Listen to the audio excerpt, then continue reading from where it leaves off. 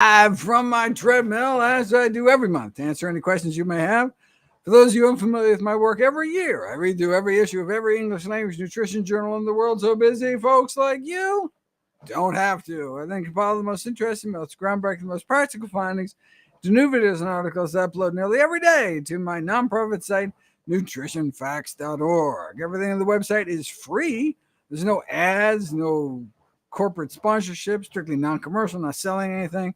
Just put it up as a public service, as a labor of love, as a tribute to my grandmother, whose own life was saved with evidence-based nutrition.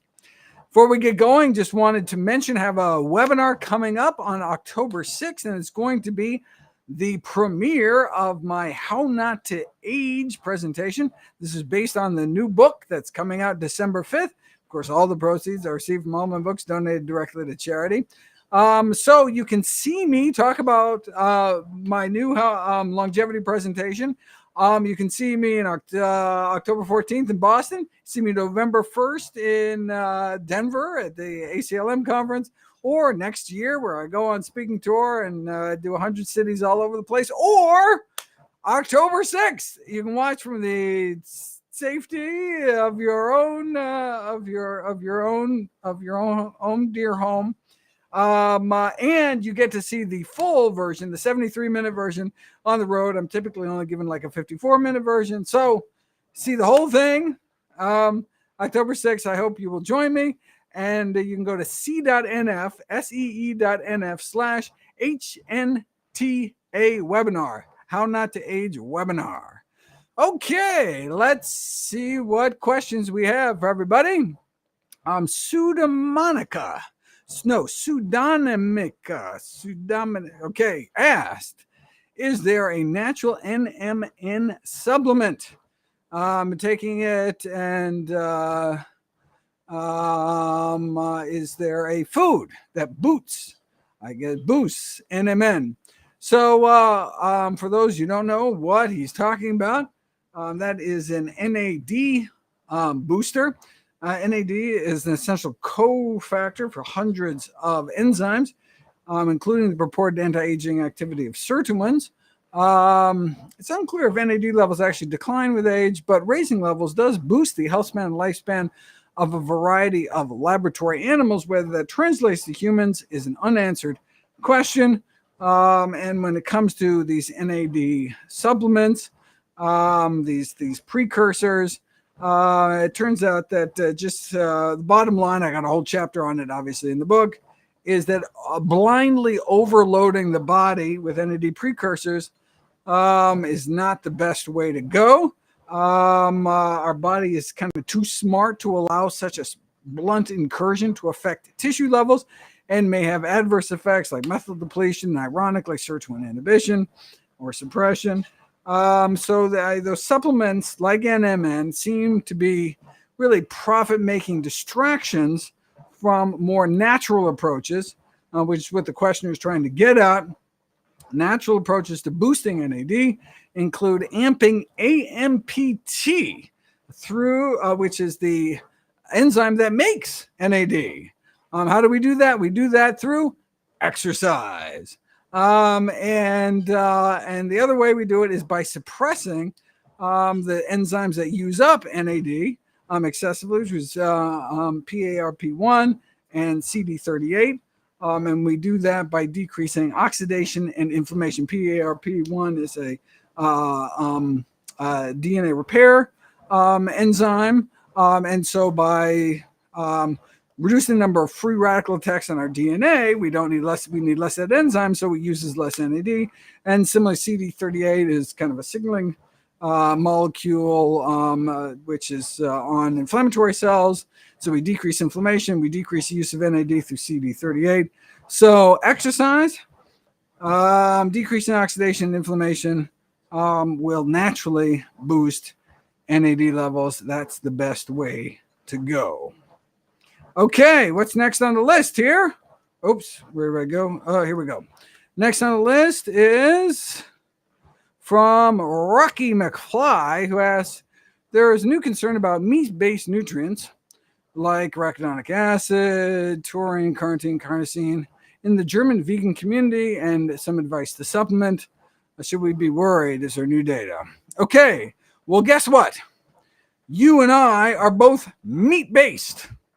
The reason animals make arachidonic acid, taurine, carnitine, carnosin is because they're animals. Guess what? We're animals. We make it. We make all these molecules. We make carnitine. We make arachidonic acid. So there's no reason to supplement it unless you're not an animal, but you really are. Next up, Oli asks, is having a high basal metabolic rate a bad thing? Does it really mean a shorter lifespan? Yes, the candle that burns brighter burns faster. We do have evidence that slowing metabolic rate does appear to extend lifespan.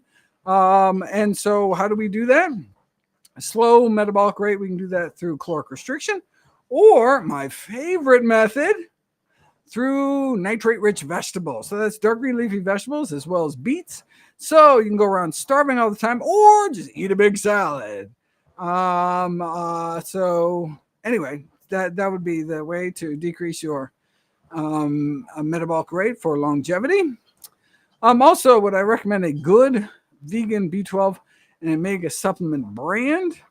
The most important thing with B12 is to get the right type of B12, cyanocobalamin, because the most shelf-stable form.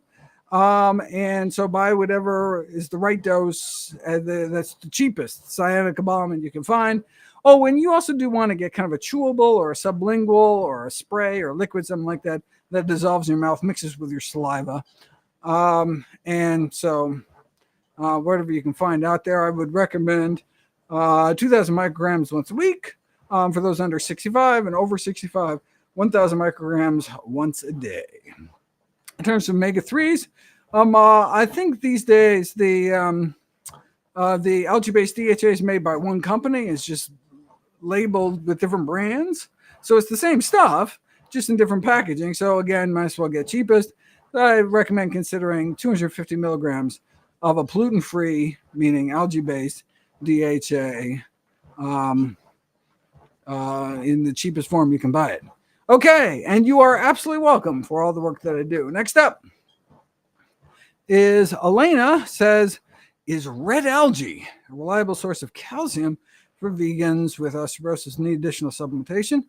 Calcium supplementation does not help those with osteoporosis. You just need to have sufficient calcium. In fact, calcium supplements aren't safe. They're neither safe nor effective, as I have videos on both of those going through the data.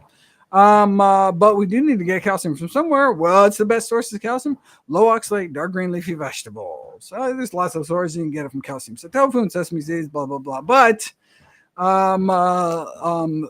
all dark green leafy vegetables, with the exception of beet, green, spinach, and Swiss chard, which are fantastic foods, just a little stingy with their calcium. All the other greens like kale and collards and bok choy, etc., the best sources of calcium because of all the other wonderful nutrients they have, like those vegetable nitrates I just talked about. Next up, Elena is back again. Any science-backed benefits of milk thistle? Milk thistle is a supplement traditionally used for liver issues. The problem is the way it's harvested. For some reason, they have to harvest it moist. Something to do with the pods or whatever. And however they harvest it, ends up being contaminated with mold. In fact, serious molds. And so there's these fungal toxins like aflatoxin, such that I would stay away from milk thistle supplements, regardless of what they can do, because they're contaminated with fungal toxins. Bo, sorry. I don't know how to pronounce people's names. Bo McFarland says, here are a lot of negative press, the evils of seed oils. This includes black cumin seed oil as a supplement. Why not just eat black cumin seeds or ground black cumin seeds, just black cumin seed powder? That would be preferable. But no, that's not what they're talking about with seed oils. They're talking about like cottonseed oil, safflower, sunflower, these high omega-6 rich oils, and the deodorization process, refining oils creates compounds like 3-MCPD, which is bad for you. And so, yeah, we want to try to decrease our intake of refined oils, but don't have to have any oil at all. And certainly might as well get all the nutrition in your black cumin by eating it powdered. Okay, Brandon says, do women need collagen while pregnant? No, women make collagen. In fact, we all make collagen. No need to take any in our mouth. Next up, Brandy says, is Norra tea safe? Norra. I have never heard of Norra tea. I apologize, but now you made me curious, and so I'll see what Norra tea is. Maybe it's good stuff. I have no idea. Is Brandy says, it's frustrating to hear so many pregnant women talking about liver and bone broth. How can I educate them? Well, you can send them my videos on bone broth, talking about concerns about lead contamination. Same thing with liver. Liver is kind of the detoxifying organ, has, relatively high levels of, cadmium and things like that you really don't want to get when you're pregnant. There's no need to eat liver or bone broth while you are pregnant. Veggie broth is fine, but there's no particular benefit. And if it has too much sodium, it has too much sodium. Deepak says, there was a video suggesting 1,000 micrograms of B12 daily over 65. That's what I just said. Very good. You can get away with 2,500 micrograms a week, or even just 2,000 micrograms a week, or 50 every day if you're under 65. But yeah, you really do need 1,000 daily over age 65. That's what you should do. And cyanocobalamin. Fantastic. Next up, Ronan says, given that tofu and most mushrooms must be cooked, should we treat the utensils that come in contact with them same way we do raw meat? Okay, well, the reason most mushrooms need to be cooked has nothing to do with kind of like a food safety issue, but rather a toxin issue. Agaricus mushrooms, which are white mushrooms, crimini mushrooms, and portobello mushrooms, are agaricus mushrooms and produce a toxin called carnitine, which is destroyed by cooking. So you want to cook those kind of mushrooms. And then you cook shiitakes for a different reason, because they have toxin that can cause flagellate dermatitis. And then morel mushrooms you need to cook for a different reason. There's toxins in that too, and I also wouldn't want to eat them with alcohol. But other mushrooms are fine. So oyster mushrooms, for example, you can totally eat them raw. I've actually started growing oyster mushrooms. One of the things that came out of How Not to Age, my research, is the importance of eating fungus, the importance of eating mushrooms and fungal fermented foods like tempeh for ergothioneine and spermine and all sorts of wonderful things. And so I actually started making oyster mushrooms. So cool. You can do it in your house, just like you can make like sprouts. You can get fresh produce during the winter. You do the same thing with oyster mushrooms. And you don't need to cook them. Although, yeah, I eat them cooked because I like them cooked. But anyway, but now tofu, we do want to not eat raw, eat cooked because of concerns about food safety, bacterial contamination. But it's not at the kind of level where you're going to drip a little tofu juice, like chicken juice, onto your broccoli and run into problems. And so the answer is no. Okay, Margaret. It's also overdue on our daily consumption of fermented foods. Okay, well, the big problem with fermented foods typically is the sodium content. It's too much salt in something like sauerkraut. But there are ways of fermentation, like with tempeh, where you can ferment foods without the addition of salt. That'd be the best way to go. If you are going to eat something like sauerkraut, make sure to rinse it under water to get rid of some of the excess sodium. Sheila says, I want to fast for autophagy, but I have hypothyroidism. Can I get to the point of autophagy? Oh, wonderful. I got a whole chapter on autophagy, and fasting is just one way to boost it. You can fast or go fast. 60 minutes of moderate to vigorous physical activity. Aerobic activity will increase autophagy, as would decreasing your intake of acrylamide, which is found concentrated in French fries and potato chips, because that inhibits autophagy. And then we should try to go out of our way to eat spermidine-rich foods. The target is 20 milligrams of spermidine a day. How do we get that? Tempeh, mushrooms, peas, and wheat germs, most concentrated, cheapest source. That's another thing I've changed in my diet. Started eating wheat germ. So now I mix my wheat germ with my ground flax seeds half and half. Sprinkle that on my foods because I'm on spermidine as an autophagy inducer and longevity compound. Also drinking coffee. Coffee induces autophagy thanks to chlorogenic acid, which is the primary antioxidant in coffee. Drinking 3 cups a day of regular or decaf increases autophagy, or at least is associated with increased lifespan, which we assume is an autophagy effect because chlorogenic acid does increase autophagy in vitro, as well as we can activate autophagy through AMPK, which is kind of an anti-aging enzyme, and I go into boosting AMPK by eating, that's where the black cumin comes in, hibiscus tea and vinegar and barberries and on down the list, as well as following recommendations to suppress mTOR, because mTOR, which is a pro-aging enzyme, suppresses autophagy, and we decrease mTOR by avoiding animal protein or reducing our intake protein in general and animal protein in particular. Okay, what's next? Okay, Rachel Walford is 24, hopefully plant-based. Wonderful. Fantastic. Avoid high AGs. What are AGs? They're gerontotoxins. They're aging toxins, advanced glycation end products, which are created, most concentrated forms, in high, dry, heat-cooked meat. So broiled, baked, fried, grilled meat produces these pro-aging toxins. So if you're going to eat meat, steam it, boil it, stew it, parboil it. I don't know. Anyway, okay, but this is not a problem here with Rachel. Does have polycystic ovary syndrome, but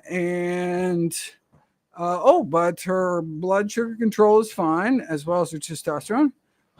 Okay, so those are typical PCOS symptoms. So what do I think of inositol spearmint? Okay, spearmint decreases testosterone, but it says your testosterone is fine, unless you've been taking spearmint, and that's why your testosterone is fine. That's possible. Spearmint. I'm looking through these various compounds. So one is, so I'm trying to think, I do have videos on PCOS, PCOS. Check out my videos on nutritionfacts.org. I forgot what my recommendations were, but I do have dietary recommendations. Maybe mint was one of them for a decrease in testosterone. That doesn't seem to be your issue.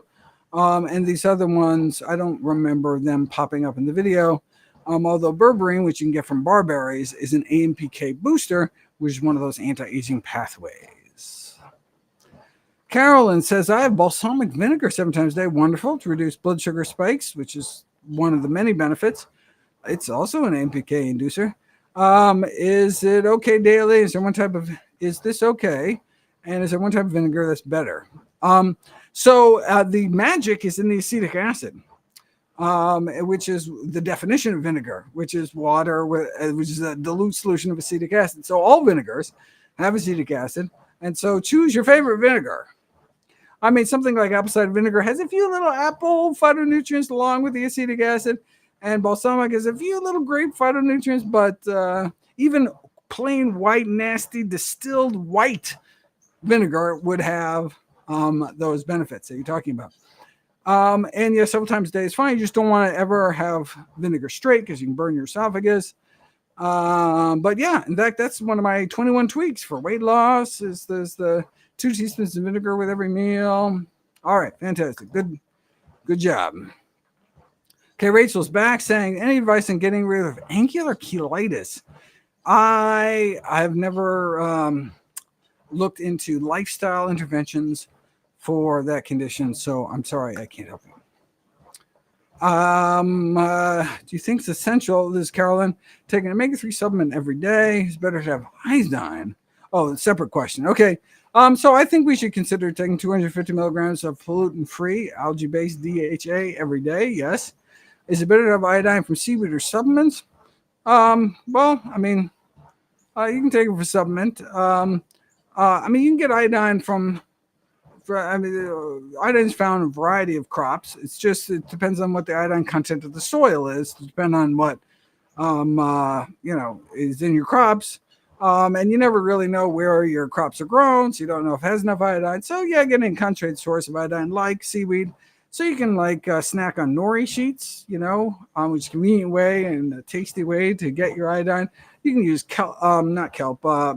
dulse powder, which is very kind of mild seaweed, or alaria, which is kind of noodle-like seaweed in soups and stuff. So yeah, I'd encourage people to find a way to eat sea vegetables. But yeah, you could supplement. Particularly important for pregnant women to have a regular, reliable source of iodine. So 150 micrograms a few times a week is all you need. Okay. What are my thoughts on the health benefits of berberine?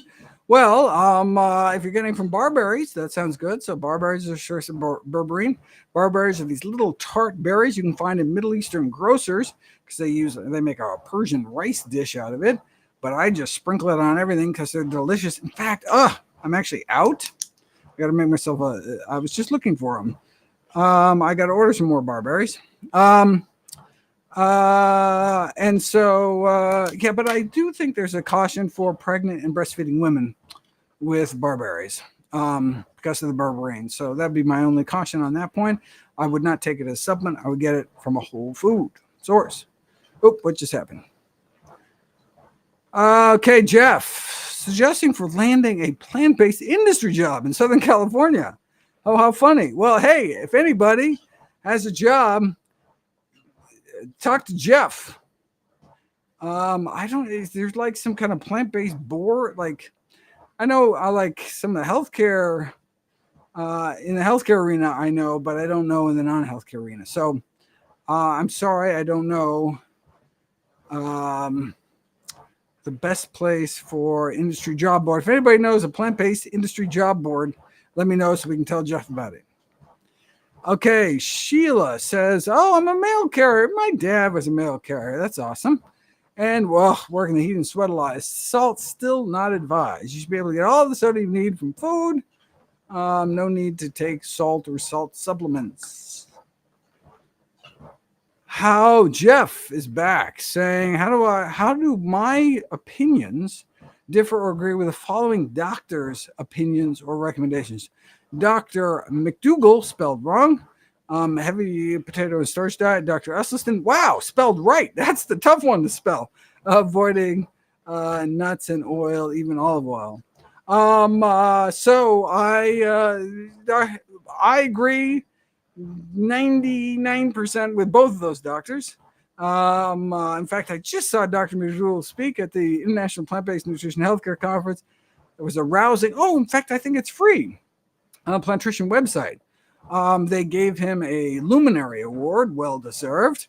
And so he encourages to eat starchy foods, fruits, vegetables, and starchy foods like beans and whole grains. I couldn't agree more.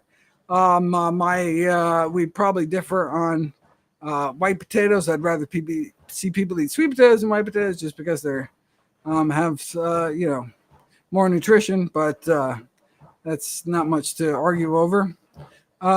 He also, I think, is skeptical of my vitamin D recommendation for people getting inadequate sun. He's not a big fan of vitamin D supplements. I talk about, and he's actually right in terms of all-cause mortality, but still decreases cancer mortality. And so if you're not going to get heart disease because you're eating a healthy plant-based diet, then cancer is probably your number one nemesis. And so maybe vitamin D3 would extend lifespans in those who aren't worrying about cardiovascular disease as much. Still an unanswered question, but I would suggest that's possible.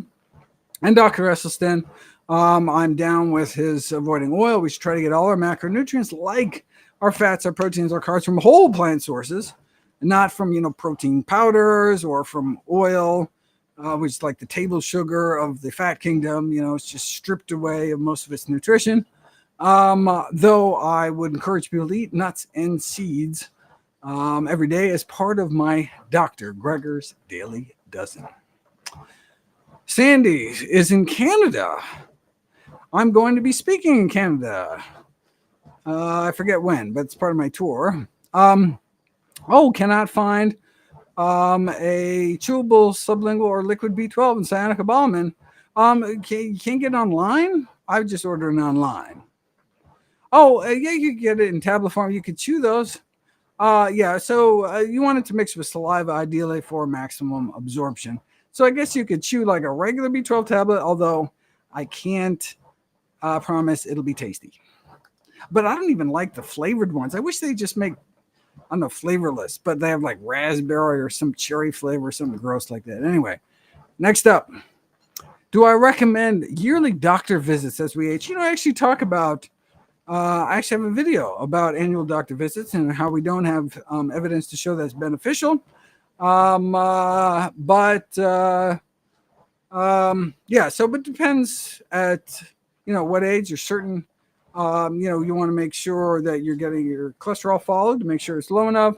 And, at age 50, there's recommendations for, or at age 45, there's recommendations for colorectal cancer screening. Age 50, recommendations for shingles vaccine. Age 65, recommendations for a pneumonia vaccine. So there certainly are some landmarks where you would need medical care, but there's not great evidence suggesting that annual medical follow-ups are useful unless you have a lifestyle medicine doctor who's actually inspiring you to eat healthier, to move more, to stop smoking. If you had a doctor that talked to you about all that stuff and you left that office being like, oh, I'm going to exercise more and I'm going to eat healthier, and oh my God, now that's the kind of doctor visit that could save your life. Okay. I don't know how likely that is that your doctor's like that.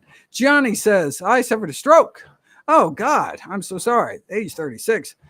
Now on warfarin or Coumadin for life. Haven't been diagnosed with antiphospholipid. Yeah. Clotting syndrome.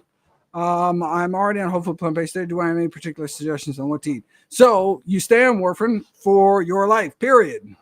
And because warfarin works, thins your blood by interfering with the action of vitamin K, you need to keep your vitamin K intake steady to kind of match your warfarin dose.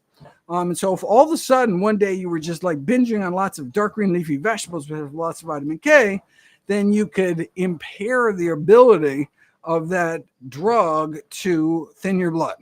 So I want you to eat lots of greens, but you just have to eat lots of greens on a regular basis. And so they can match your warfarin level to kind of effectively block that much vitamin K in your diet. Okay, next up, Alexander wants to know if I recommend a protein intake. Yeah, I do recommend a protein intake, 0.8 grams per healthy kilogram body weight. According to this, do I have to decide whether my goal is longevity or bodybuilding? That's totally up to you. Certainly for elderly individuals, there's no benefit to additional protein supplements on top of adequate protein in terms of muscle mass, muscle strength, or muscle performance.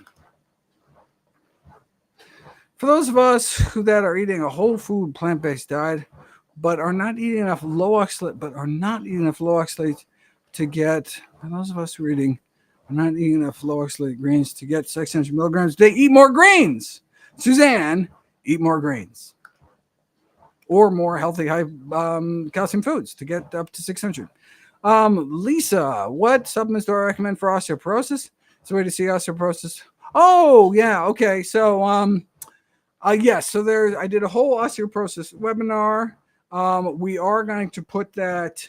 I think it's a free chapter. I think my Preserving Your Bones chapter from How Not to Age is available free, or will be soon. We're gonna give it away as like a promotion or something, free, of course. So make sure you're subscribed to nutritionfacts.org. We're actually going to post the full webinar with all the videos and have the chapter. And it's not supplements so much as various foods, and most critically, fall prevention through lower extremity strength and balance training. That's really the key. Unfortunately, I am out of time, but thank you so much, everybody. Looking forward to seeing everybody on October 6th, which you've missed out. I'm going to be premiering my brand new How Not to Age presentation. If you were lucky enough to see it at the Plant-Based Nutrition Healthcare Conference earlier, that was the short version. This is the full version with new studies. I encourage everyone to check it out at c.nf. That's see.nf/HNTA webinar, which is How Not to Age webinar. Thanks so much, everybody. I will see you next